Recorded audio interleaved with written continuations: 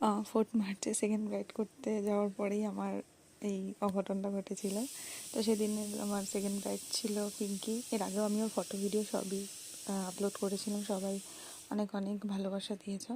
তো সেদিন আমার ওর লোকেশানে পৌঁছাতে একটু লেট হওয়ার কারণে আমার অলরেডি একটা টেনশন কাজ করছিল, যার জন্য আমারই কারণে অসাবধানতায় আমার হাত থেকে ফাউন্ডেশনটা লেট হওয়ার কারণে আমার মাথায় একটাই টেনশন ছিল না আউটপুটটা ভালো আসে। ও যেরকম চেয়েছিল, বিশ্বাস করে যে ভরসা করে আমাকে ও দায়িত্বটা দিয়েছিল ওর স্পেশাল দিনটাকে ভালো করার জন্য, সেটার যেন আমি করতে পারি। তো মন খারাপ তো ছিলই, কারণ আমরা সবাই জানি যে আমাদের কাছে এই এক একটা প্রোডাক্ট কতটা প্রিয়।